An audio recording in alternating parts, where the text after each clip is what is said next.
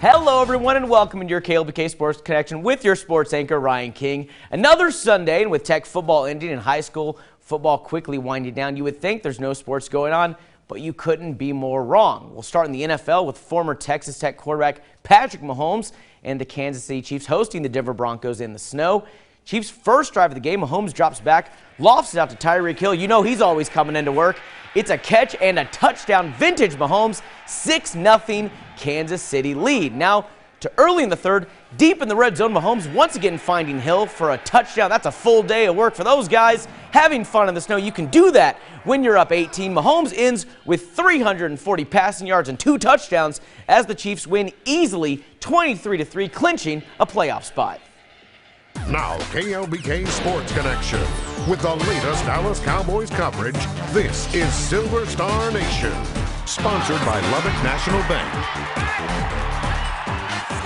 The Dallas Cowboys need a win over the LA Rams to do their jobs and keep their spot in the playoffs and atop the NFC East with the Eagles' victory earlier in the day. We'll start near the end of the first. Dak Prescott back. He finds Jason Witten, the one-handed catch, and the Cowboys are up 7-0.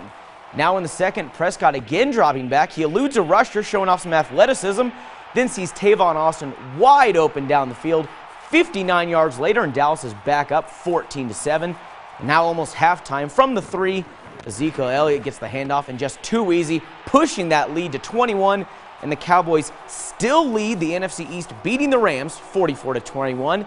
And now we'll bring in the Silver Star Nation's Mickey Spagnola, who's always ready to do his job, for more from the Cowboys' much-needed win. Finally, the Dallas Cowboys that we thought we knew in training camp, the Cowboys that we thought we knew from early in the season, showed up at AT&T Stadium tonight, blasting the Los Angeles Rams 44-21.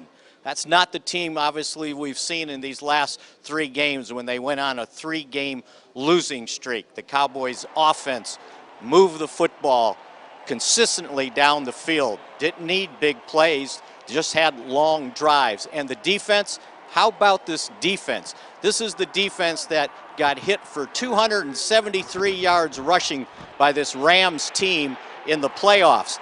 They held them to 22.